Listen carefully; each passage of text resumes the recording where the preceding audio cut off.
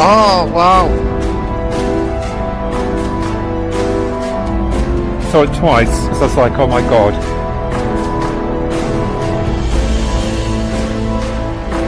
That was just weird.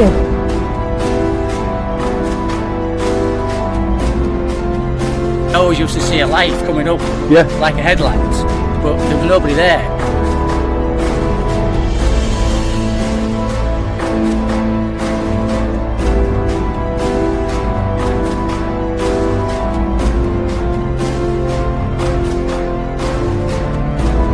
Oh, it's just disappeared.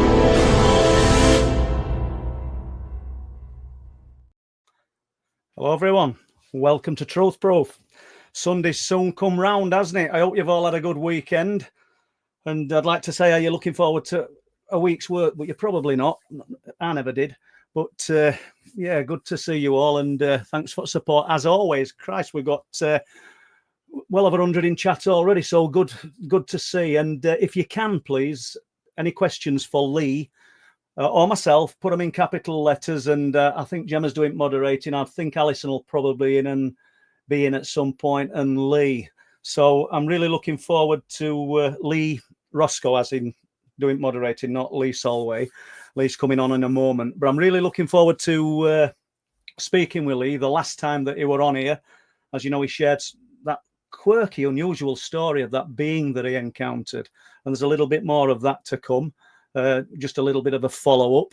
But before we get to that, let's just have a look. We've got Ian Langton, Tony Worrell, William Nielsen, Studio 211. Let's have a look. Al Durham, good to see you, Al. Carl, Dan, great to see you other week. Carl and Sarah, Jojo, Paranormal Visitors, as in Lee, Karen Behrman, good to see you. Stargazer Eternal, Steve Collin, Dragonborn, as always, great supporter. Jackson Hills. Now we had an incredible.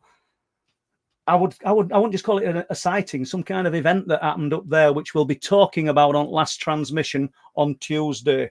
And Jack's going to join us and fill us in on that. I don't know if Lynn is in because he's got a relative who's ill at the moment. But if I hope everything's okay for you, Ian and Elaine, Mally Dodgson, DM Moon, Andrew Wild, and I could keep going on. And I'm going to stop and I'm going to bring Lee in now. So let's do that. Thank you. Hi Lee, how are you doing? Yeah, not too bad, buddy. Not too bad. Well, it's honestly, it's good to have you back. There were loads of interest last time you were on with that unusual story about the being under the stairs. And I know that you covered it in quite a bit of detail, but there'll be some people in here, and I don't mean let's do it all over again, that are unfamiliar with it because you've got a little bit of an extra to add to that, haven't you? Yeah, I mean, it's just something that I find interesting. Incidentally, if my head's too shiny, I can put an hat on if it's dazzling anybody. It's not too shiny for me, mate. I can deal with it. I've just about it myself. Well, that story in a nutshell then was I encountered a being that manifested as a child under my stairs at home. This happened for a few days, and eventually it led to him offering me a drink. Let's call it that for now, so we'll presume that's what it was. And he asked me to drink it. I refused to drink it, to which point he got really angry and turned into like a goblin type creature. I mentioned on the last one, it looked like that sprite from the advert, and I found that advert I meant to send you actually. Right. But yeah, essentially that was it. And then the door shook for a bit, and then he was gone. Yeah. It all happened over a few days. It'd be, I mean, I don't know if that's a lot weirder than if it just happened over, one time, innit? But yeah. But yeah, there was this gradual sort of, I don't know if you want to use the word grooming, but there was. I think that's what it was. It was some kind of indoctrination. This thing were trying to win your confidence, definitely, weren't it? Certainly was. It was, I remember the conversation being really interesting and riveting. Do you know what I mean? But yeah, it was odd. But the tidbit, if you like, for this was I was talking to somebody who does like digital creation stuff, and she mentioned she was into aliens, and she said to me, "Have you seen this guy who does lectures and that does a circuit talking about predominantly reptilian aliens, the lizard type ones?" And he had a theory that in a lot of encounters where they'd entered people's homes. They'd entered from under the stairs. That cubbyhole, that void under the stairs. And me and you were saying about earlier, you know, because you found that doorway in the forest. The doorway, yeah. You know, and it does seem to link back to this, you know. And I'm not saying that this is an alien. I don't know, but it just seems that him pointing that out in his research, this had come up, and you know, numerous times, and this thing being in that location as well. I just thought, I don't know, that seems odd. It's interesting, and when we spoke earlier this morning, just briefly, and you touched on that, and then you also said, look in. I think you touched on Egypt, didn't you? And the doorways that lead to nowhere. It's just a doorway that it doesn't even look like it's been bricked up. It looks like it's been part of the master plan. When them ones in there's at the Inca ruins of right, Machu Picchu and places like that. They are just actually dug into the rock, and they are a doorway, but they don't go. Well, obviously for us, they don't go anywhere. But you know, is that, you know, people say something similar to a Ouija board, don't they? If you do a Ouija board, you sort of bring things through, applying the thought and connecting with it. Is that what's happening there? You know, who's to say? But it does seem odd that you would build a doorway that doesn't go anywhere. And the thing is, that doorway couldn't go anywhere, could it? It's going into a mountain or whatever it is. Yeah. It's not. They're not building it like as a tunnel. It's just it's a lot of work, isn't it? Just for a little bit of a cosmetic thing. Like, I'm going to put a doorway in here with these primitive tools. That's what we're going to do. Yeah. And we're going to spend years building it or forming it. I don't know how long these. Look at that. You've got the best idea, I think. There. It'll be a cup of tea for me tonight. And let's have a look. Oh, Martin Abbasin, Tom Waters. Good to see Tom. Just before we go a little bit further, and that's about it. Oh, Rick Bennett. And so yeah, thanks for sort of connecting dots on that one. I don't think there's much more to add. Although anybody that's not heard it, go on. There was one more thing, Paul. It was one of the commenters on the last video actually asked me if I'd told my children to not take food and drink from fairies, which I hadn't, because in my head the chances of them seeing one would be so, you know, slim, so small that I didn't even. It didn't even until that person said that, and then so now I have told them. And you know, there'll be some people maybe watch this afterwards and roll their eyes and think, "What are them two talking about?" This bloke, 60-odd-year-old, says he's seen alien beings, and you've got this other fella saying he's seen a being under stairs. But as I say every time, just because it's not happened to them does not mean it's not happened. And your story, absolutely intriguing. So anybody who wants to hear it in detail, just look back through the Truth Proof Sunday live streams and you will find Lee on again, probably 2-3 months ago. And it's an intriguing story. So let's jump into it then. And remember, I'm looking, if I see any questions, I'll catch them, people, but I hold them, so I might not get everybody's questions at the end. I see Carol Pointers in. Good to see you, Carol. Shadow beings, what are your thoughts on them? Because we've had a bit of experience with these on these cliff tops. Yeah. Well, I've not seen one out in the wild, so to speak, but I have heard many people tell me that they've seen them in wooded areas and things like that. But the one I saw was, I was at a friend's house, and as it had happened, she didn't have any babysitter for that night. So she rung us up, said, "Can you babysit? I've got this thing on," you know. So I went round babysitting for her two lads. And so she came in probably about 3:30 in the morning, something like that. And it was too late for me to go home. So we decided to stay the night there. So we're making our way up the stairs. Now she's going up in front of me. She's got a pint of water because she's, you know, worried about the hangover effects. Yeah. So she's got a pint of water. She's going up the stairs. And as we go up the stairs, the lights are all off because obviously the rooms don't want to disturb them. Yeah. And the only light is from downstairs. It's like an open plan sort of living room, and she had the old like video recorder, and you had them blue digits on the front. Oh yeah. That was pretty much the only sort of ambient light around there. So we're going up the stairs, and out the corner of my eye, I saw this thing coming down the landing, and to all intents and purposes, just like a person. And I can't remember if I heard it or saw it. Okay, so if it was a person, you'd definitely hear it, you know, jogging down it, landing. Now I can't remember if I heard it or saw it, but it was out of my periphery, and it sort of went into the corner. And remember, this is pitch black. It went into the corner, and it sort of stood in the corner, like as if if it stood still in that corner, we wouldn't see it. Yeah. But it was, the only way I can sort of describe it is it's darker than the dark. You know, it's blacker than the black. It sort of stands out because it's so black. Did you have one of the moments, Lee? What it like draw your breath and think, "God, what's that?" Or what it sort of I need to sort out what's happening here. I don't think I was thinking anything at that point because this all happened so fast. You know, this thing came pushing past me down here. It's gone in the corner, and then I've locked onto it. Then I'm like, "What is that?" And remember, she's in front of me, so I'm not even in front. You know, the first one to her. You know, and that's obviously with her being a woman as well. It's a bit of a so. This thing lunges forward. When we both saw it, I think at the same time, and we both sort of looked that way. And before, I can't remember if anyone spoke. This thing had lunged forward and literally pushed her, and it physically pushed her. She fell backwards onto me, and I had to catch her mid-stairs. I was probably 2 or 3 steps behind her, so I managed to catch her. And anyway, then it shot off again, back the way it came. At that point, she's thinking it's a burglar.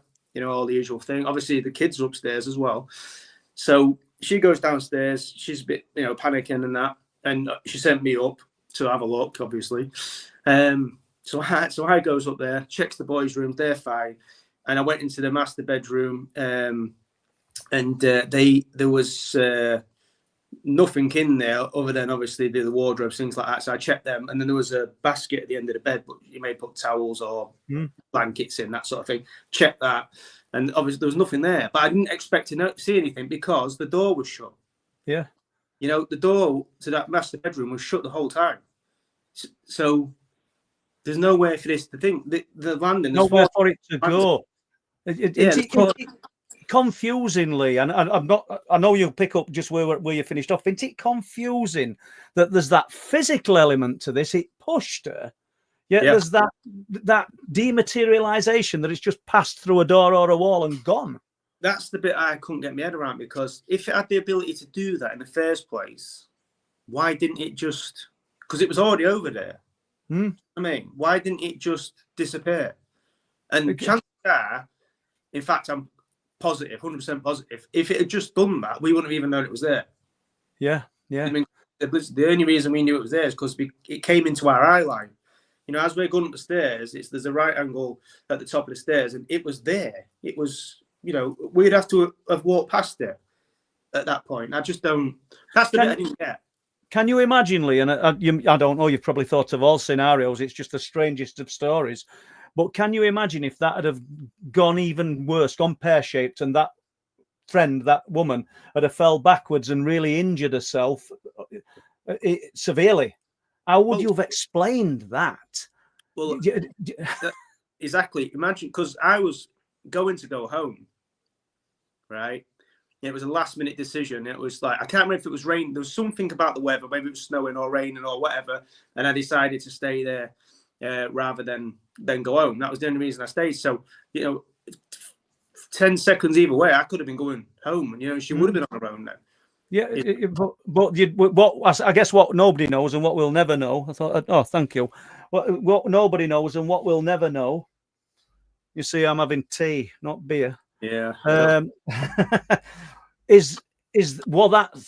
Whatever it was it a regular sort of visitor and she'd never noticed before, and you probably just absolutely ruined whatever it wanted to do, even if it were just observation. Well, and that was where the animosity came from. I don't know. Well, this is the thing, because there was a couple of other things that happened in that house to where there was a couple of occasions where something got in bed with her and whispered in her ear a name, but she couldn't quite get what it was saying. That happened a few times before this. And then there was another instance where we sat in the living room. I think there was 2 or 3 of us there at the time.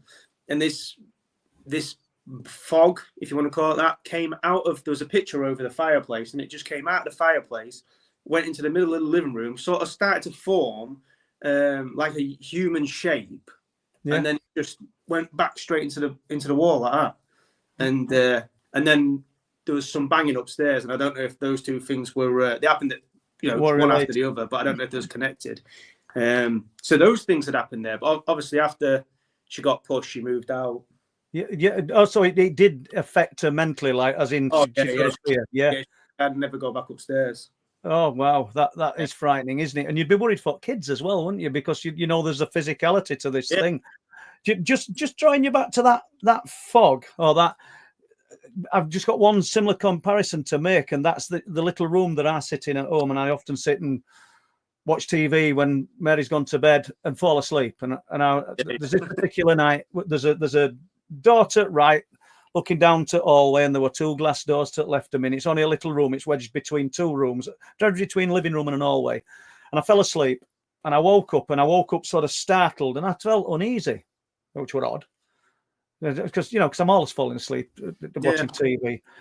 Nodded back off to sleep again. It happened again, and it felt like there was something in front of my face. But I felt on alert. But it'll get to what I'm talking about with what you were just talking about. Then I started looking. I thought it was Mary. I'll be honest with you. I thought it was Mary. She's got. If I do it odd times, if she wakes up, she'll sneak up on me. She'll go in that room in darkness and then just slowly look. And I'll go, oh, you know what I mean? She finds it quite funny. So I'm trying to be brave.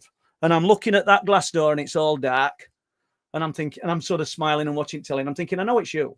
Do you know what I know it's you. Yeah. You know what I mean? I'm supposed to be a grown bloke, aren't I? But I like a baby. I know it's you. So, and then I'm looking at the hallway. And then out from in the hallway, and this is a room that it used to be a big living room, and I've put a passageway in it now for fire regs when I can't turn it into flats. So imagine years ago, it would have been part of our room. So whatever it was, chose to stay in that hallway. And the hallway, which were darkness, and I'm just watching TV, just slowly filled with, and I was going to put it in, I think I put it in Night People, but Carlo, who published book, he said, I'm not sure you should be doing this one.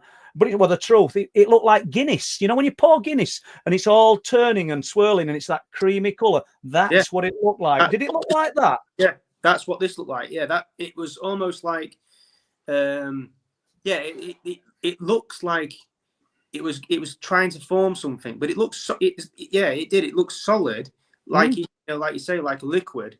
But it turned back into a gas, if you like. Well, it did that. It filled about half at doorway. It frightened me to death. I'm sorry, people. It took me 5 minutes to get to that, didn't it? And then it slowly just retracted and it had gone.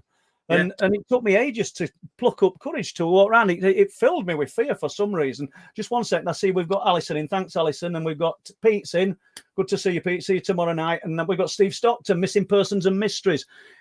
If you want to watch a brilliant podcast, people, live stream, get on Steve's live streams. They're incredible. And so that's the shadow being. Is that your only experience of those type of things? Yeah, I think apart from, and I mentioned this when we used to do the podcast before, that I actually did an episode on it because we used to sit here and my living room, back room and kitchen are sort of all in one line. And so you'd be sat here watching TV as I'm sat now, and out the corner of your eye, you'd see something in the kitchen just go, past the doorway or whatever. And that happened quite regular. Anyway, I'm one sat here with me ex, and I said, "Don't turn your head, right?" And she's like, "Yeah." And I'm like, "Can you see anything in the kitchen out the corner of your eye?" And she went, "Yeah, I've been seeing it fairly regular." And I said, "Right, just do me a favor." I said, "When you see it, just say yeah or whatever." So we both sat here and we're both looking now at our periphery. And she went, "Yeah." And I saw it. "Yeah, saw it." And every time she saw it, I saw it. So we was both seeing the same thing. And that intrigued me, right? And I started looking into this. And then I came across this, I think it was Skeptic something or other, this guy who basically poo-poos everything.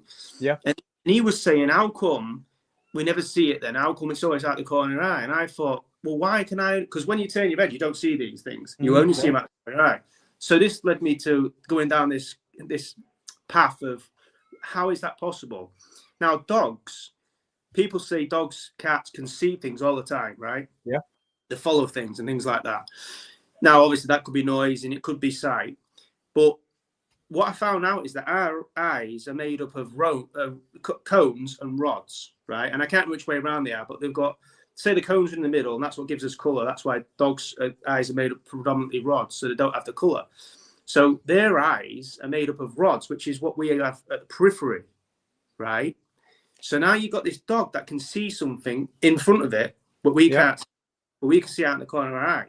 Now, is that because our eyes are made of rods at the side, and that's why we see it out of our periphery? So this guy who's trying to poo-poo everything, I don't think he's actually thought it through. No. Well, do you know, there's Martin Abbas might be a man to answer a little bit of that for us as regards eyes. He might not as well. He might be thinking, what you're asking me for, but I know he's medically trained.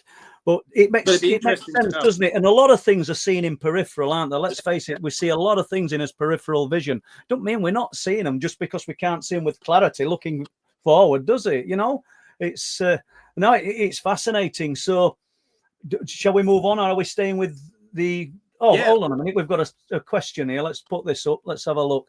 Sparks, and that's hello, Paul and Lee.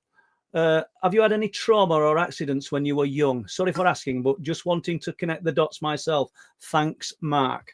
Thanks, Sparks. I know who this fella is actually. So good to see you, Mark. No, I don't think so. Nothing like that. No, and I'd have to say the same myself. Yeah. I mean, I don't know. You've probably had brothers and sisters, Lee. I didn't. I was only child, but I don't know whether that played into the things that happened to me as a child. I don't know. I really don't. But I spent a lot of time. Obviously, you do as an only child. You're on your own. But some strange things. So we've not really been very helpful there, Sparks. But no. Let's just pull down.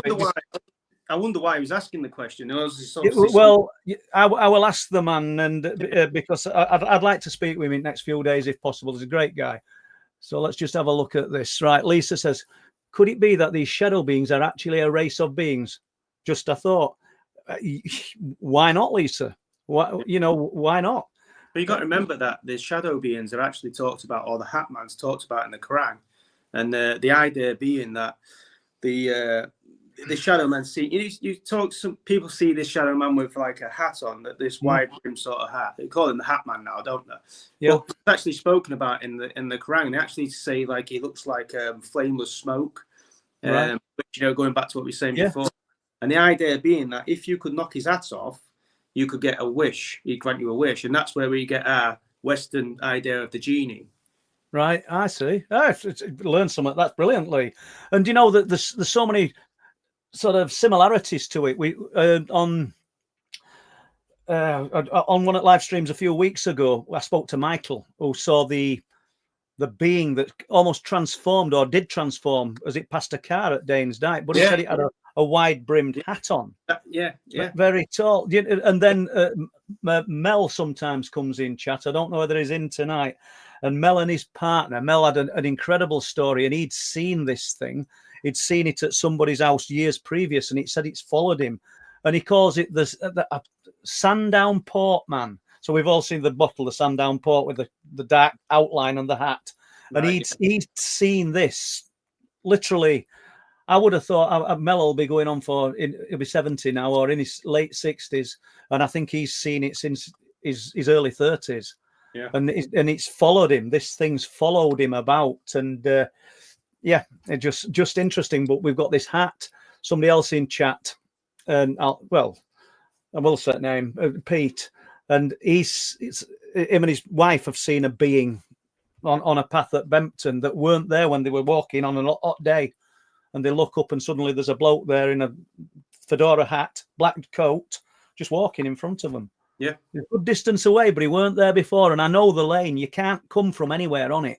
You've got crops either side, So what's the significance then? I'll ask you then. What's the significance? I'm not expecting an answer because I don't know, of the hat. Why a hat?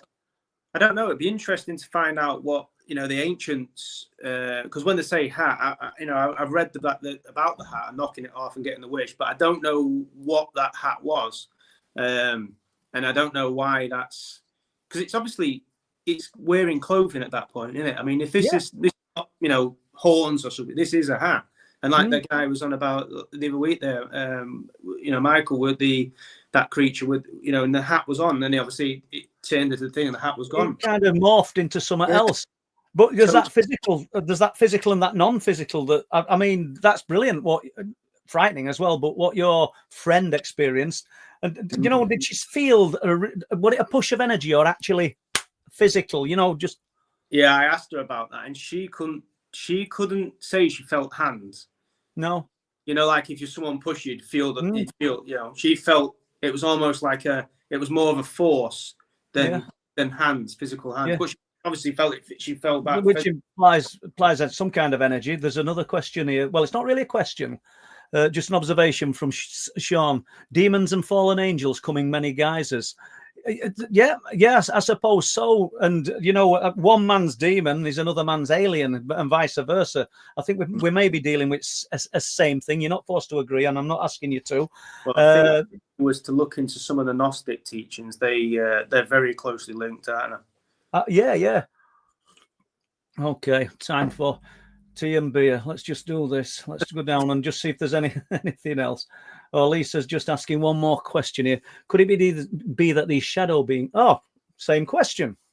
We're not doing that one, Lisa, because I've only scrolled down. But anyway, we've done that. So let's just go down a little bit more, and then we're going to get to Darren. Let's have a look. Do we not think that these entities are just as startled to bump into... Yeah, that's a good point, Darren. They could be. Yeah. Yeah, they could be. I mean, like Darren's sort of implying that they're going about their business and probably not expecting to see us. Well, I've read accounts where people have actually seen themselves in the future. Have you come across them where... No, tell me. Yeah, please. there was one that springs to mind. There was these two boys, and they went in the room, and there was an old lady sitting in a rocking chair, and she frightened them, right? She really frightened them. And years later, when they were grown up, they went in that room and they saw the grandma in this rocking chair, and they realized that the grandma realized it was the other way around. The grandma had seen these two boys come in the room. I see. Later, she'd seen the two boys come in and realized that she'd actually seen them from the future or the past or whatever it was. Yeah. So do you think she's got a look in? Do you think that's foresight, and she's got a look? She's been gifted a look at what's going to happen in the future, or do you think that there's future and past lives all operating? You know, we're only dealing with assumption, aren't we? None of us know. I'm asking you something, and I know, you know, people do it to me all the time. But I mean, that one in particular definitely was startled that we'd seen it. I can definitely say that. You know, it was even by its reaction pushing her away. It didn't want us to get near it. It was confused. It was running backwards and forwards. It didn't know what it was doing. But you know, so yeah, it was definitely one expecting us to be there. That's for sure. Well, do you know, I'm mindful at time. We've done half an hour, but there's a few questions. Are we okay for questions still? Before we get to the Goat Man, people, we're going to do the Goat Man. So just don't blame me if we don't get all these questions in. There's something averted vision. There's something, I mean, I think you're saying called averted vision. It's a technique for stargazing and low light parties on the side of your eyes. Yeah, thanks, Lee. Thank you. Because I know, like, pilots are trained to fly with a periphery, aren't they? Yeah. Now, this might apply to us both, but we'll aim it at you. And Dark Angel says, have your children ever experienced anything also? Obviously, don't go too deep with it if you don't want to, but... No, I mean, they've had... I told you the other week there when Annalise said she'd seen this being looking through bags with this ball of light. Incidentally, someone else said she'd seen something similar. So I'd never seen anyone report this ball of light before, but someone in the comments and the last one said she'd seen it as well. So, and then there was a couple of times where they told me there was somebody looking in their bedroom door on a night time. Which again would be this sort of shadow being thinking it was me, and I just went along with it and said, "Oh yeah, it was me checking in on you," sort of thing. But it wasn't. Not to frighten them. Yeah, but it makes sense, doesn't it? Yeah, absolutely. Do you know, one Sunday, I don't know whether they'll do it. I'll have to get Laura and Gemma on. Gemma probably won't go on camera. She'd go on audio, because I love to hear things from the horse's mouth, so to speak, and me relaying a story about the girls when they were growing up and any things that they'd seen and experienced won't be as good as them telling it, you know.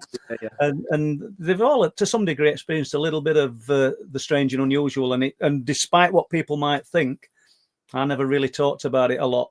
And outside of these live streams, unless we're with circle of friends when we're good at cliff tops, I don't know about you, I don't go talking about it all the time to people. No, not. And again, especially not when the kids were that young, you know. No, all you're doing is just tormenting the mind, isn't it? Yeah, it happened for a few months, and then it just stopped as soon as it started. So, right, 1 second, we'll do this. I don't know if we'll get to this goat man looking at these questions. Hey Lee, you are bang on with the cones and rods. Remember, humans only see a limited light spectrum, 380 to 760 nanoseconds. Dogs have a wider spectrum. Anything outside of this spectrum won't be visible. Thank you, Sparks. That's well done. Well, that makes you wonder, doesn't it? Just what is around us. Yeah. And we've got another one here. I'm putting these. I haven't read this question, so I hope they're good. Hey guys, hope everyone's good. Paul, my friends once sent me a video whilst gamekeeping up your ways. Within that video, I saw and he did something or someone dressed in red leather, in a red leather cape and hat. Oh wow! It's see if you can get the video to us. I'd love to look at it, but I'm guessing it's like anything else. If you look at my computer, if I'm asked to find something and it's not within a few weeks, it's like just throw everything in air. I'm not the tidiest of people, so let's just have a look. 1 sec. Jane Louise Harding, did the entity follow the lady when she moved? Good question, Jane. What, when she went down the stairs? No, he went back. No, I think when she moved home, I reckon that means. Oh no, no, I don't think so. Not to the next house, no. Now, what we're going to do, guys, because we've done half an hour, and I know there'll be more questions, but I want to speak with you guys and with Lee about this cryptid sighting, because it's a real unusual one, and it might tie in with Mark Sparks' sighting. I immediately thought, when I spoke to you about this, I was thinking about Mark, who's in here now, and something that he's told me. So do you want to just walk us into that one, please? Yeah, so I'd actually taken a few reports of this similar creature here in Grimsby, where I am now. But I was actually delivering, as what I do for a day job, I was actually delivering Hampshire when this incident took place. So you're talking, between me first hearing about this creature, it's probably 20 years between the two, maybe 15 years between the two things. But so I'm driving down a typical sort of A road. You've got like the sort of the road slopes away. Got the forest on either side, and then it's just basically a straight road. I'm driving along it, and the trees were sort of browny, that autumny colour. They weren't green, and they did have leaves on the trees, but it was predominantly, from what you could see, brown. So I'm driving along, minding my own business, and out the periphery again, I see this white shape coming towards the road, and my first thought was it's like a tarpaulin or like a piece of plastic blowing in the breeze. Yeah. And I don't know why I thought that. Maybe it's just the colour of it. But essentially, it was moving towards the road, and I thought, well, I'm going to intercept this, and that's not going to be good. So I'm sort of slowing down as this thing's coming towards the road. Then all of a sudden, it just drops to the ground, and I don't know. I just thought that's a little bit odd. So as I'm sort of basically on top of it now, I looked to the side, and remember, I'm sort of raised because the road was raised like this, and this creature had sort of hunkered down, and it was against the log. It couldn't get away from me because it was what it was doing. It was, so I'm going this way. It was going to cross the road. Yeah. Right. So it's got to that point, then seen me and gone, oh shit, and dropped down. Right. What time of day, Lee? What time of day are we? Oh, this is middle of the afternoon. It's about 3 o'clock in the afternoon. Yeah. Plenty of daylight.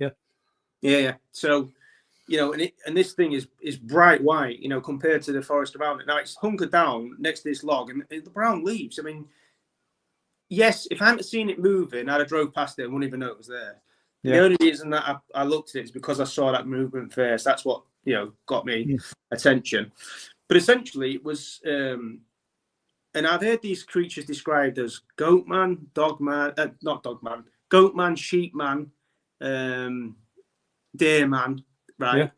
And I've always thought that's a little bit odd, but now seeing what I saw, I can understand how people could call it any of those things, depending on who saw it. Interpret or what your point of view, what you think it is, yeah.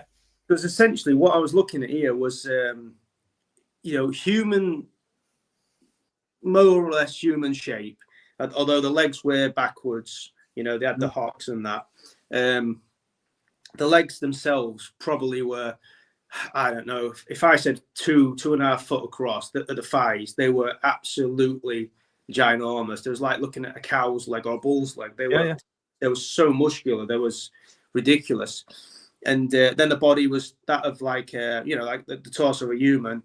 The arms were human, and then the head was like it looked more like a goat head. If you was going to say any of the three, it looked like sheep and goat are similar. It's just sheep head, and it had it was predominantly white, although it had sort of grey patches on its and it looked like wool. It looked like sheep's wool wool rather than fur. Rather than fur, it looked like wool. It was really shaggy up at top and then down its back, and then it went shorter as it went down its body. So this top part was like almost if you'd seen this thing crossing the road like it was going to do, I think it would have looked more like a hyena sort of. Yeah. The bulk. Yeah. But anyway, it was hunkered down there, and it looked at me as I looked at it as I was going past, and its eyes were sort of like that reddy colour. Now, when I was younger, I had an albino rabbit. It didn't last very long. A fox got it, but it was white and it had red eyes, and these were really red, like marbles. Yeah. Well, this creature's eyes were not too far off that. They were that sort of red. Now, I don't know if this is an albino version of that creature. That's kind of what I'm saying, but I don't know, because it did have grey bits on it. So that sort of, probably suggests otherwise. But the face was probably, you're getting on for like a big sort of dog sort of in size. Probably, I don't know, maybe like an Alsatian sort of size head. Yeah. Apart from the nose was a lot broader. It's probably like that thick at the end, and the upper lip was black. And I remember seeing that and thinking that's really weird. The chin was black and the upper lip was black. Fair. You picked a lot up in a. Well, you slowed down anyway, didn't you? Well, we're about. It's right on the roadside, so we're probably 4 foot apart. Right, I got you. When it's dropped down, you wish you'd have stopped. Sorry. You wish you'd have stopped. I'm coming on to that. All right, I'll stop. Yeah. So anyway, it's dropped down, and it's sort of in. I don't know if you can see me, but it's in this sort of position. Yeah, like a fetal position. Yeah, sort of like cowering, like sort of hiding away. And like I say, you can see its thigh on that side. It's humongous. I can't see its feet, but I want to say if it had feet, it was probably hooves. It looked like that sort of. That'd be right. Yeah. Because the size of the legs, The hands, though, they were human. Yeah. They were white. Had the nails, the bigger nails than us, not claws, but you could see it was like hunkered down. And it moved its head as I went past. It sort of looked at me. It made contact with me, and in my head, now I don't know if I'm just dreaming this or whatever, but I got the thought in my head that this was telling me it was ill or it was sick, and it needed help. Go where you go. That's what. Yes, but that's what I got. And now, how many people would say, "Oh, it needs help. It needs help. I'm going to stop and help it." Now, is that a ploy? I don't know. But essentially, so yes, that's the creature. That's the creature in a nutshell. That the mass of this thing was probably, I mean, you're probably looking a lot wider than a person. You're probably looking at I don't know, what's that, 2.5 foot across at the maybe a bit more. Well, his head would have looked relatively small, I would imagine, then, compared to width at shoulders. Its head was like when you see a goat or a sheep or that sort of creature, and they got the big bulk of the body, and then the little head sticking out. Like you picture a sheep with a wool. That's what the head looked like. It was just stuck on it. It's odd, But looking at it from the point of view of what people say, they say sheep, goat, whatever. I mean, this sort of had the attributes of all three. I caught it in the winter time. Now in the summertime, does that wool drop off it? Yeah. You make a good point. Um, And it would have looked bigger, wouldn't it, with a massive wool or whatever it was that were on it? And obviously, it would have, if it dropped the wool, would it look then like more like a deer man? Obviously, this one was white. Did you get the feeling it were a man? A male? A male? Yeah, I got the impression it was male, definitely, because you could see the front of it as it was cowering there, and it just looked like a man's torso. It didn't. There's nothing. I'd say definitely male. But then I got thinking, because as it's coming up to the roadside, it's down that divot, right? The road drops off there. It's probably, I don't know, if we said 1.5 foot between the ground level and the road, probably something like that. So it's down that divot, and it was at my highlight. So, and I'm in a van. So I'm saying, if I had to guess, it would be a guess, but if I had to guess, I'm saying this thing's at least 6.5 foot tall. In the squatting position? No, as it's walking up before it's right. down.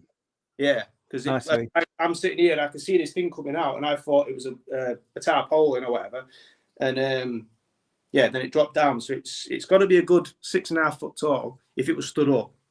It was walking on 2 feet when it came to the roadside there. So anyway, again, this, like the UFO that I saw, this is the weird bit, right? Because I've got this thing in my head about this feeling it's ill, it needs help, and that came from that. It didn't come from my mind. I'm pretty sure it came from that. But then my head started to do this thing where it started going through all these different animals. So like donkey, camel, goat. And my mind was just going, boom, boom, boom, boom. And unless you've experienced it, it's very difficult to appreciate how crazy this is, right? And I'm driving, and my head cannot stop going through all these. I'm seeing these images in my head. Were you trying to fit it into something? That's what my brain, I thought, was doing. But that doesn't make sense, does it? Because if I went into the woods tomorrow and saw an insect that I'd never seen before, my head wouldn't start going through all these different insects. Do you know what I mean? No. So do you think something were trying to just scramble your head a little bit? I think this was trying to scramble my head. It was trying to put thoughts into my, I don't know, I'm saying this like I know, but I don't know, do I? But I got the impression that this was scrambling my head, trying to make me think of all different things that it could have been. So that interpretation, yeah. So I'm driving along now. I'm going like this, and I'm driving along. This is all going on, and I get to the end of the road, and then I wanted to go back. I was like, I need to go back and stop and take a picture or whatever. And then my brain was saying, no point. It would have already gone by now. And my brain was convincing me not to go back. Or something was. You feel like something was suggesting to whatever the mechanisms are within your head. Yeah. I think that I control what was going on in my head at that point. Yeah, I do think. To the point where if I was outside the vehicle, I think that thing could have made me go to it with this. I'm really poorly. I need help. That sort of thing. This power of suggestion and this. It's frightening, isn't it? But no reports of that in that area. Did you look into it or anything? Yeah, I looked into it, and there was a couple. There was one interesting where we was based in Northampton, Daventry, just up the road. There was one across the road there, and they said it looked like I think they said deer man in that account, but it was night, and the being looked grey to the observers that was in the car. They saw it across the road, and they said it looked grey. So I mean that could be white, but yeah. So there has been a few. Again, the ones that I was told about up here, they were more deer-like because they were brown in colour. Well, do you know I got one? I got a report from close to Cannock Chase, and I've just named it the black deer, and I've still got to work on it. I've done loads on it, and a couple walking on a charity walk, and there's a little bit of a meadow, and they're looking along an edge line, and they're not actually in Cannock, they're on outskirts, and there's a herd of deer. I think there's a fallow deer come running out of the woodland into this meadow, and they stop. And they're ultra alert, they're on high alert. And then a much bigger one comes running out on all fours, but it's black. Yeah. And they're looking at it and can't work it out. And they set off running these other deer, and this thing's on 2 legs then. So they tell me. And the same the male half of the couple have sent me this incredible bit of audio of a howl, which I've never played anywhere. I've not, because I want to wait till I've got the story together, and I've had it a year. There's that much stuff piling up, but it's an incredible gut churning howl that is recorded, and he heard it from just like we all do. I could have said to you, "Did you get a picture?" And you could have sat looking at it and thinking, "No, why didn't I get a picture?" We're just processing what we're looking at, and he's recorded the last probably 5 seconds of it, but it's just awesome. But that's in the same area. So, but is there anything else to add to that? Not to that. No, that was pretty much how it went down, and yeah. And and the thickness of those thighs, you can't believe it. You could almost imagine it springing up like a kangaroo, couldn't you? You know, when you think of those thighs. Yeah, well, that was one of the things that was in my head, kangaroo. Really? They've got a big, mass of a body, haven't they, and a little head, haven't they? You know, which is interesting. I've a question here, but I think it relates to previous the shadow beings, but from Mika, could we be slipping into their dimension rather than them slipping into ours? It just could be a bleed through of both, Mika. I don't know. It's possible. The only thing with that is that we was upstairs, so I don't know how that works. It's difficult, isn't it? It's the same with Michael's sighting at Danes Dyke.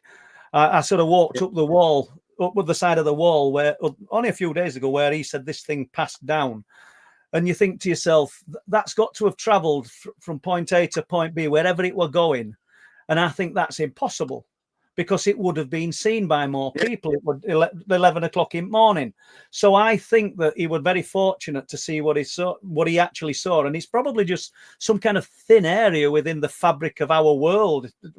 Simplify it, really. That's the thing that got me with this, because it was white. You know, it was white and grey, and with the forest being brown and yellow, and it really did stand out. And it's not like it's a thick forest there. I don't know where it was going and where it come from, obviously, but it stuck out like a sore thumb. And you wouldn't be brilliant white, and that's another point you've just made. Not dirty like an animal that's living feral or living rough and wild. You look at polar bears, don't you? And they're not. When they're not at sea or on sea ice, when they're in other conditions, they're a dirty, sort of mucky white color, aren't they? They're not brilliant white. And this thing was white, like pristine. This was a bit of grey on it. You said, didn't you? Yeah, it had grey patches on it more than like dirt or anything like that. It actually had like markings. The wool had grown grey in those parts, them patches. It was like not spotty. I don't want to say spotty, but it was. And like I say, the bit that got me was that top lip being black, and the chin bit area being black, and all of the rest of it was white. I don't know why. And the eyes, Lee, were they round, or were they, for want of a word, human shape? Yeah, they were sort of almond, like the almond shape. Yeah. We've got another one. Question. Sort of thing. So Andrew Wild says, "Hi, Paul and Lee. Have you had any more sightings of dogmen type cryptid in Danes Dyke woodlands?" Well, Lee, I don't think you get in there much, do you? Really, you've not spent any time in a. That's twice me. Yeah, I mean, and I'll get in there a few times a week, and no, we haven't, Andrew, and it still baffles me how these things, just like Lee's sighting of this creature that is describing it just sort of mashes my head up how people can be seeing these things, but it doesn't mean I don't believe them. We had an incident. We went for so predominantly before I was more into the paranormal stuff, and we went on this ghost hunt at this church. And so we're outside the church. We've been in the church, and we're walking around the outside of the church. And I've gone off one way, and the other lad's gone off the other way, or the other two lads gone off the other way. And as I've got around this side of the church, something's jumped out of the tree, boom, on the ground. You hear it, boom. Mm-hmm. And with that, all the pigeons or whatever was roosting in that tree have gone. And then it's moved across, and then all the pigeons went out of that tree. Then it moved across, and as it went along, the pigeons just went out the trees like that all the way along. So they knew this thing was there. But apart from it landing on the ground, you could hear it, but you couldn't hear it as heavy as it was when it landed out the ground. But it run into a nearby, like there was like a wheat field or something like that, and it run in there. And so I've shouted the other two lads over. and we've come over to this side, and we're shining the light in this wheat field looking for this thing. And this is pitch black. Yeah, and yeah. all of a sudden, you see these two eyes, bright amber coloured eyes, and they're saying it's a fox, it's a fox, and I'm like, but look where the eyes are, and these eyes were like this far apart, you know. Yeah. And we're looking, and it's just, and it keeps bobbing down, and then every now and again it'll pop back up, and then it bobbed down, and then it popped back up, and then it popped down, and then it moved location, and that's when I was like, this ain't right, weird. you know what I mean? And we called it a night. But we're going to send anybody brave enough to walk towards it. Oh no, it's probably the wisest thing not to do. You know, this field was probably what, 5 foot. So whatever this thing was, when it was popping up, it was at least over the 5 foot mark. And but I don't know what that was. I don't know if that was a dog man or a wow man or. Isn't it crazy that you've just said I don't know whether it were a dog man or a wild man, and we're saying it's got a blasé as though. Yeah, that's just a matter of fact. But you're right, because there's tons of reports coming. This snowball's building, you know, and gathering pace, and people are feeling brave enough. The weight of this thing when it jumps out of that tree, because no way, you know, even me jumping out that tree would have made any noise on that ground. But there were a thud. This was, you could feel it, and you heard it. It was audible. There's a question here. One sec. I don't know what this relates to, actually. Just stood completely still behind some trees at the entrance of a cave. Have I missed something here, guys? You probably. I'm sorry, Mr. X. Indeed, I know you. Apologies, but I must have missed a question higher up. Let's just run down these a little bit, because I can't believe it. It's 9 minutes. Unless we can just ask a few more questions. I don't want to take too much of your time up, Lee. No. Let's have a look. Just because you can't see something doesn't mean that it's not there. There you go. I mean, this is you might not relate to what you've just been talking about, but it's right, isn't it? Darren's right. Millions of TV and radio stations all around us. Unless you tune in, you wouldn't know any of them were there. And that could be exactly what's happening. We're just dialing in, maybe with the power of our minds. We just don't realize how much untapped processing power we've got there to access these things when we're in the right thought mode. So, yeah, absolutely. Thank you. Any thoughts on that, or shall we just close that one down? Yeah, no, I agree. I think there's something to that. And I also think there's something to, if you believe in it, you might see it more than if you don't.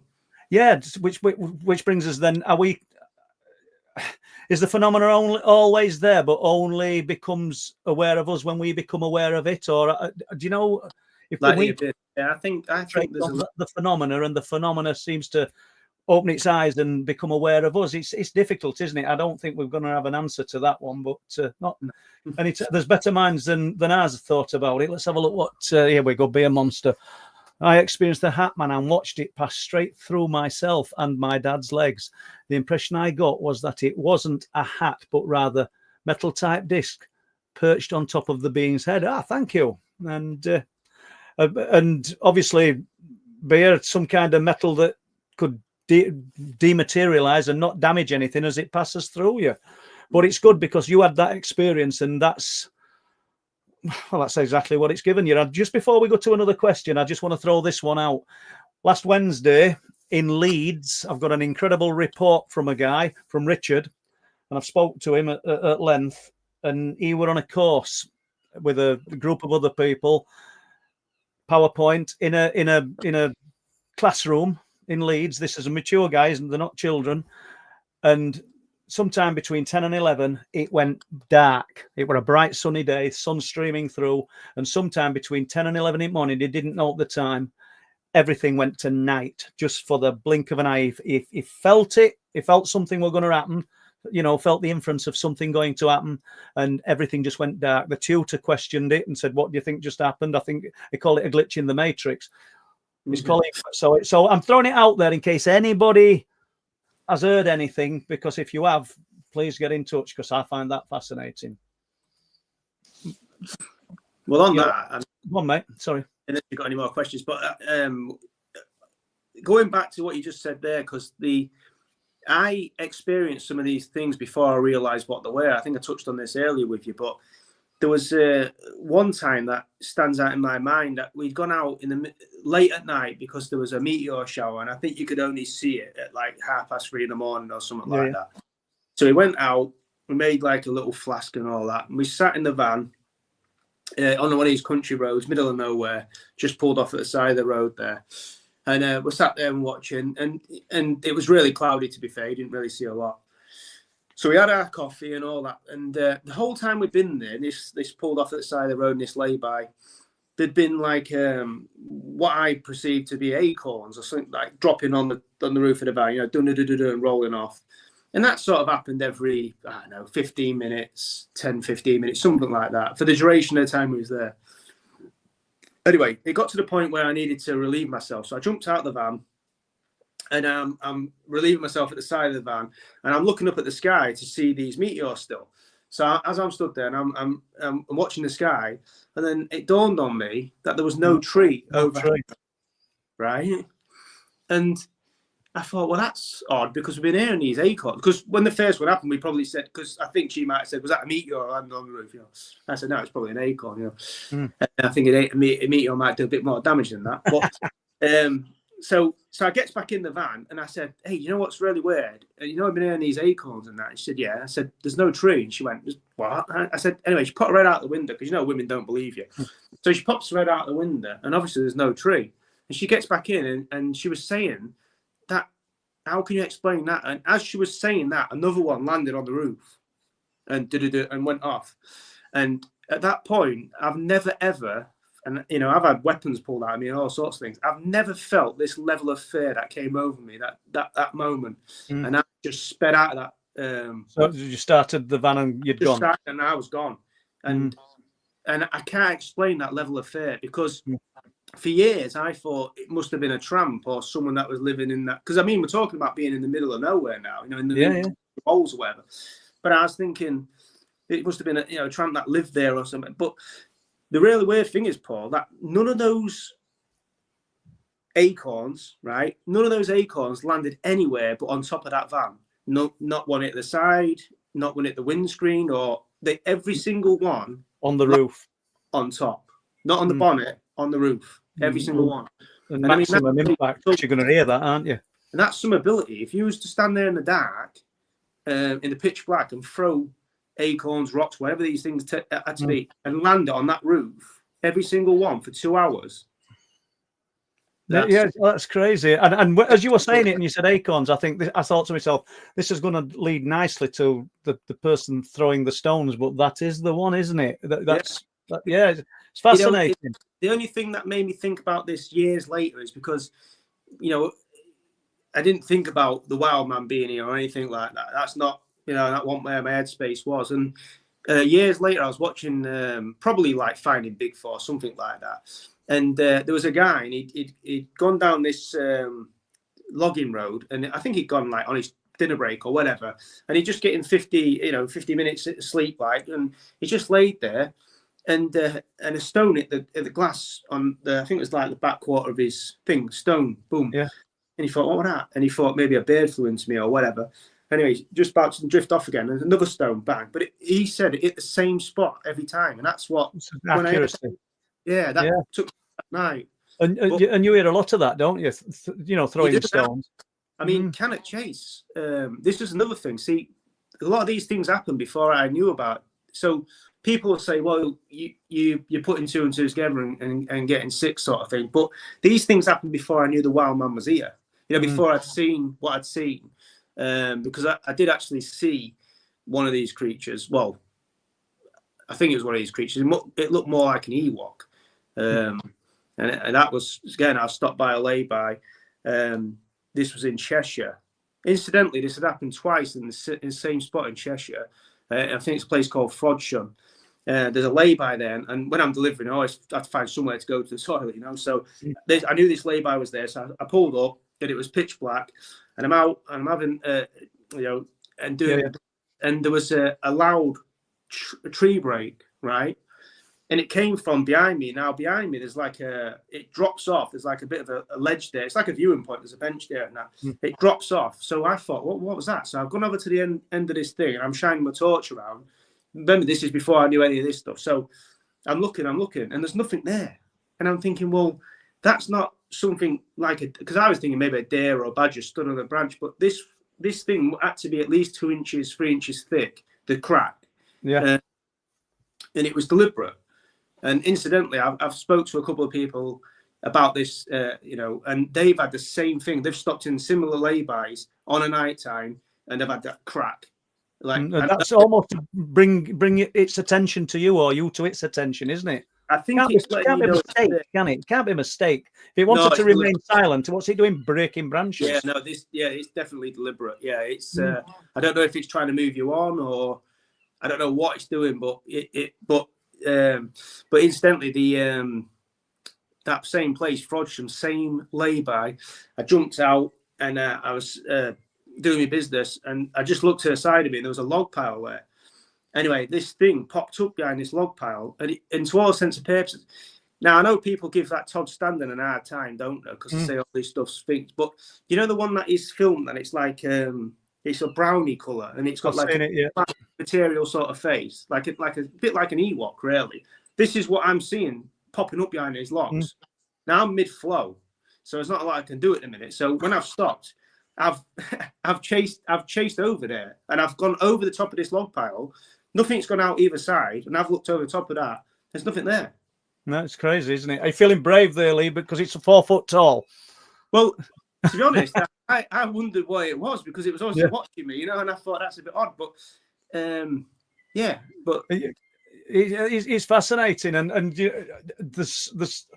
I'm looking at people in chat, and I know that there's people in chat who've had equally as sort of interesting, some frightening, some just absolutely amazing, jaw-dropping things to see, because you've had more than your fair share of this, Lee, haven't you? You know, again, these are little things that have happened before I knew about it. And people are going through their day-to-day lives, doing same as what I'm doing, delivery driving, whatever. They've had these things happen and they don't know, how many are just sat on it though and saying nothing?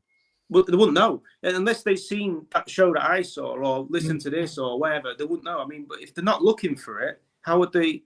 Well, I get what you're saying, but what I guess what I meant was, I think they'd know if they saw a white bipedal. Oh no, I'm talking about the more, the more abstract, obscure ones. Yeah. You make a good point. I mean, you had the good sense, didn't you, to open your van door when you presumed acorns were banging on van and there's no tree there. Have we got time to try a few questions, Lee? Yeah. Or are you okay for 5 minutes? Yeah, spot on. There was one more time actually. Go on. We'll do that now. Go on. Yeah, which is what I remember. There was one more time in Cannock Chase, and that's notorious for these things. Again, I don't know this when I'm there. And me and the ex were walking down this path, and there was a ridge that went straight up. It's right in the middle of Cannock Chase. Anyway, we're walking along, and you've got this side, you've got like a little ditch, and then it's forest here, and it's all brambles and that before it gets into the forest. So we're walking down this thing, and something's pacing us along this ridge line, step for step, right? So we're walking, and and I said to her, "Can you hear that?" We both said yes. We stopped. It stopped. We carried on, and it walked, and then we stopped, and it stopped. And I thought, the only way I can see this is if I get further this way, and I can look up this ridge. So we get to this pot where I can get across this ditch. So what I did, I got to this here. I said to her, I'm going to get to there. I'm going to see what this is. So I get to this spot and I run into this forest and I look up, right? And this is the weird thing. When I've looked up, at the top of that ridge, there's a fence that runs the whole way along it. There's, I don't know if it's a generator or something up there, but there's a chain link fence all the way along there. So whatever was up there, it's nowhere for it to go. No. You see what I'm saying? So when I got here, I should be able to see anything up there moving. And so unless it was invisible, it's crazy, isn't it? And just before we go to that question, because you've just brought it to my mind, I told you about the guy close to Cannock who'd seen what I called the black deer. Yeah, that's all I've named it at the moment. And then he recorded this ungodly howling. It's just the 4 or 5 seconds he sent me are incredible. Sounds like something from a horror film, I'll be honest with you. And he said that it went on for ages before he had not the good sense, before he realised, I'll try and record this. But prior to that, he'd been walking on a lower path and there's a ridge above him. And I'm not saying it's the same place, by the way, but that's what he told me. That's why. And he said something was walking and pacing him. And then he started hearing this terrible howling. I really need to finish that one and share it with you guys. It's interesting if that fence is up there, because like I say, I don't know if there's, like I say, a generator or something up there. That's like the concrete footing was something. Yeah. But I've only ever been once, so. Wow, that's incredible. So we'll go to Steve Collins' question. Goatman sightings all over the USA. Bit more unusual in Britain, but deerman sightings in Cumbria area. Thank you, Steve. Yeah, and again, that's why I got up here, deerman sightings. Now, again, depending what time of year you saw this thing, you could easily say it was a deer. Yep. The legs and all the rest of it, they look like a deer. The only thing that would put you off saying deer of this one is because it was white. Yeah. I'll put this up. It's not in capitals, but I wonder where these creatures come from. Years ago, never heard of them. I bet they were there though, Margaret, because they're in mythology, they're in folklore, they're in ancient texts, and minotaurs and all sorts of weird combinations of man beasts. So they are there. Talking about Pan early, weren't we? We were, yeah. That's because I said to you when you were talking about this goat man, I said, people talk about Pan, and that's why I said Mark Sparks will be interested in this one because he's told me an incredible story. Maybe because the internet connects us all now. Yeah, you could be right, Margaret. There's this cross-pollination, this flow of information that's coming through, and the bravery. There's nobody having to sit on TV and talk about this. Lee's been good enough to share his time and these experiences, but you guys in chat, it's a kind of safe place. Not just truth proof, but these streams, it's a safe place. Well, we hope it is. Let's have a look. Lee says, please remember to hit the like button. Thanks, Lee. Gemma and Alison doing moderating. John Paul Body. This is a guy you ought to speak to. We may well be about to enter into a period of time where the Fae re-emerge and show themselves. The creature Lee describes sounds like the Satyr, I hope I'm pronouncing that right. You would help me there. Or Goatman. Yeah, and this guy's had some weird experiences. Who's just put that question up. Well, I mean, if we are heading into a period where surely they've been there as long as we've been there, haven't we? So maybe longer. Yeah. So I don't know why they don't show themselves more. Is it? I mean, have we got so much electrical interference around us all the time now? They don't bother. I don't know. Well, when you think about it, just throwing ourselves into that aspect of your question there, we experience. I know you've experienced things in your own home. I have. Other people have. But most of the time when you experience it in your own home, you're sat in a relaxed state maybe, or you're in bed and you wake up and this happens. But there's so many distractions and things to keep us focused on just garbage. Yeah. Everywhere, just chatter everywhere. So when people are having these experiences, it's usually in the middle of nowhere, isn't it? It's usually in these secluded spots. Just so random, Yeah. The chances of me pulling up in that lay-by, and the other lads that I've spoke to that do the same job as me, pulled up in lay-bys and heard that tree snap, that branch break, and we're not talking, like I say, about like a something sized thing. We're talking about a decent diameter tree break, and a few lads have experienced that, and I've told them, you do know, like Bigfoot does it, and of course they say, no, it's not Bigfoot, but they don't know what it is. No, it's not crazy. Well, there's a question here, and I'd already thought about this, Jack, but I thought I'll not mention it. But I'm glad you've mentioned it, because otherwise it looked like I'm just creating something. Jack says, what about the heavy movement in the corn yesterday? So I'll not go into details about what we saw, but there were a really good sighting stroke experience on Friday, where you've seen programs like Skinwalker where they say the land lights up. Well, we've got it on film. The land lights up. It's on one of them low light cameras, and it literally just switches on over a vast area, and there's nothing there apart from it weren't a cornfield actually, it were barley. But you're right, Jack. We're on the money with it. And I've seen that footage of that crop circle. You've seen that one where they film that field because they thought someone was Eastfield. I think it's called Eastfield, isn't it? Yeah. Well, we went yesterday. This happened Friday, and myself, Jack, and Barbara, Jack's wife, we drove up there in good light. We went up there early evening yesterday, took a load of photographs, established where we'd seen it, because we've got these low light cameras filming, doing a full 360. We've bought cameras that we just leave recording. chances are we're not going to catch anything, but we got this. So I've got one looking to right of this hill and one to the left of the hill. Jack's got one. I thought he was just to the left of me, but he weren't. It were facing further down. Some point during the night, I saw a huge light and I alerted guys, and we're all looking at it. I'm looking at it with a Cyanix camera. I haven't even got the good sense to press record. Me, you know, I didn't do it. But there's 5 of us. I think there are 5 of us looking at it. All not denying it were there. So that we thought that were it. We thought that was it, and we thought we'll have a look on the footage when we get home and see if we've caught it. Jack said he'd caught it. He has. It's in a different place. Right. Jack's caught it further down the cliffs where the static camera is that you talked about earlier, in the fields at the back. So you've been there. There's nothing there, Lee, is there? No. And it really does floodlight. It's like a football stadium. It just floodlights it. And then it's there for, I think, 35 seconds, and then it just switches off. Over land. It's not like sheet lightning or... No, it's there. It's there for... Jack, correct me if I'm wrong here. I think it's there for 35 seconds. Oh, well, yeah. On camera, you know? So... Yes. Right, we'll just go down and see if we've got any more. Can't believe I'm saying this. Goatman questions. I know, yeah. It's great, isn't it? Let's have a go. Are we okay still for a minute? Jan and Andrew. Lee, are you colourblind? People who are colourblind can see things in camouflage. Does that have anything to do with it, do you think? Interesting. No, I'm not colourblind. No, it's interesting because the guy who were in earlier, Mark the Sparks, he is. So, and he's seen some unusual things. But yeah, thanks for that, Jan and Andrew.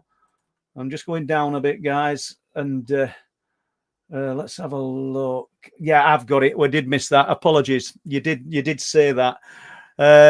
Red Cape Man in the Woods. Yes, sorry, Mr. X, indeed. I remember you saying that now. Yeah, and my mind's scrambled. Okay. And let's have a look. We'll go down. Right, it says, not a question. Well, you've put it in caps, Rick, so we'll read it. Not a question. Cheers, Lee, for coming on again. Awesome encounters. I agree, Rick, and thank you. Yeah, it's brilliant that you're sharing these with us, mate, honestly. We'll just keep running down. We're probably running out of them, but let's have a look. Things that have just happened. You know, when you look back over the 30, 40 years, you think, well, all these random things. I mean, they sound like a lot, don't they? When you put them in. But as a collective, they're spanning years, aren't they? But yeah, exactly. They've happened over 30 years. Before we get to that question, I get that up at Bempton and at Speeton and all these places. They go, I think people imagine things are happening every night. Yeah, yeah. Me, Linny, Pete, Bob Brown, when he goes up there, Jack, we go up there. Jack's been going up now for 3 months. That's the first thing that's happened. Of any note in 3 months. We can go up there for 6 months, a year, and nothing happens. But as a collective, and I'm getting reports from other people as well, when you condense them all, you've got quite a lot of information. Yeah. But don't expect to see it when you go up there. I hope you do, and I think there's the potential to see it, but don't think, when I go up there, I'm going to see something, because it's not forced to happen. Yeah, nothing's guaranteed, is it? So, Blazer, Paul, would you consider opening a Discord group so maybe people here can talk about their experiences? I would. I'd probably need a bit of help. Not because it's everything's time at the moment, mate. Honestly, and I have got the time for you guys. I really have, and I know Lee's got time to share with people. Otherwise, he won't be sat here tonight. So, any ideas on anything like that? And sometimes, and I'm not saying it would be you, Blazer, or anybody in chat, but sometimes they fall into sort of disrepute, and people end up arguing this because there's strong personalities who want it. It's my way or no way kind of thing. You know what I mean? And I think we've just got to accept that Lee's idea on the phenomena may not be mine, but it doesn't mean he's wrong, and it applies to everyone else, doesn't it? You know? Yeah. But I'm on the same page as you, by the way, but I'm just sort of throwing that out there. You know what we should try and do? We should try and make like a meet, like everyone get together and that sort of thing, and have a drink or whatever and just talk about that. It sounds like a plan. If it's involved having a drink. Right, let's just have a look at this. Let's just go with this. Was the Goatman the same being? No, that was under the stairs. No, that was... You know that, wouldn't you? But I will just try and get a few more in. And that's it. We've actually closed them down. And we'd actually got... We'd gone the stone throwing. We'd just... With the Bigfoot of Broadley Woods. However, I can tell already that there's loads more that you can speak about, Lee, if you wanted to at another point in a couple of months' time. I'd love you to come back and share some of these thoughts, experiences. It doesn't even have to be your own experiences. Yeah, Your well, views and things are valid, really valid. Yeah, I've taken a lot of encounters over the years that I could definitely, I'm not really doing podcasts or anything like that at the minute. I'm focusing more on the T-shirts. I don't know if you can see this one. This is a little Bigfoot saying hello. Yeah, absolutely. and just out of interest, then, have you got a website to sell them? Yeah, this is X Skull Clothing. Say it again. X Skull Clothing. X Skull Clothing. Yeah, fair enough. You should have said that at the beginning. Yeah, superb. X Skull Clothing. That's the one, yeah. So where are they going to get in touch with you, Lee? Are they going to get in touch with me and me pass details on, or have we got an email address for you? That they could just go on the website, but obviously I'm just Lee Solway on Facebook. If anyone wants to catch me there, that's no problem. Absolutely. But yeah, I've been focusing on that. But I have taken quite a lot of reports over the previous years, and some really odd things. Well, honestly, I'd love to talk to you again about it. You know, I would. We speak occasionally outside of this, and it's always good. So, what can I say? If you've not pressed the like and subscribe, people, please consider doing it. Thank you, Alison, Lee, and Gemma for doing the moderating for us. I can see that we've had going on for 300 people in chat. So, thanks for support, guys. As always, most person I want to thank is Lee. Thank you. But I love the questions, the questions that people ask. I think that's sometimes the most interesting part. It is, because you don't know what you're going to get thrown at you, do you? Do you know what I mean? And providing with great moderators, so you're not really going to get anything that's abusive. I mean, you know what I mean? Challenging. I don't mind challenging. I don't mind in comments if somebody doesn't agree with me on a YouTube short. When they get abusive, I don't like it. They go. Do you know what I mean? Yeah. Right, let's just have a quick X Indeed's just thrown that up. Paul, was this thermal camera you use, the Psionics? No, the Psionics is a night shot, infrared night shot. The thermal that I use is a pulsar thermal. And was there any sound with that light then, or was it just light? Was it what? Sorry. Was there any sound with that light? Or was it sound? No sound whatsoever. I mean, I was just fortunate that I saw this one. Yeah. Just bubble up. It seemed to come up out of the ground, and as I say, we thought, well, we maybe caught it on these little cameras. Has that been caught there before then? Well, I said that to Jack and Barbara yesterday. I says, look, we've got a common denominator here. We're looking at that hill. There's the huge orange sphere that we've seen that I saw with Lee Haywood.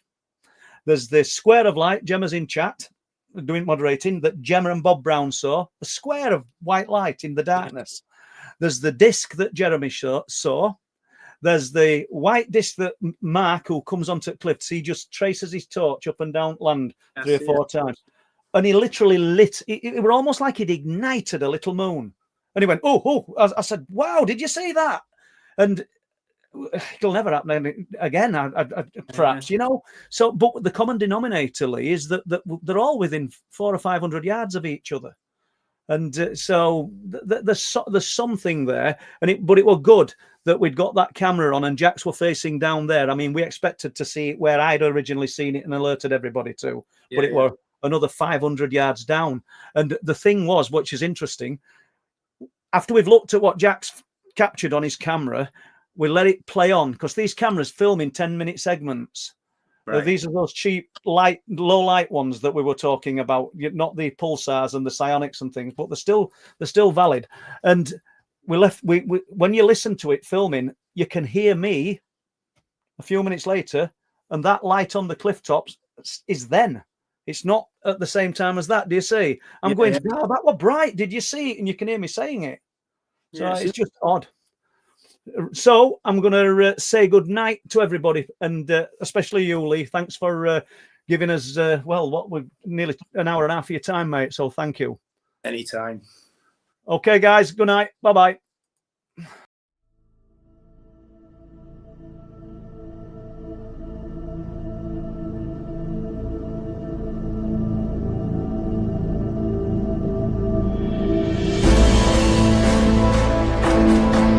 Oh, wow. Saw it twice, so I was like, oh my god.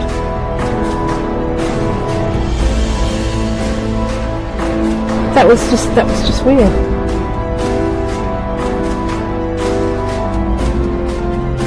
always used to see a light coming up, Yeah. like a headlight, but there was nobody there.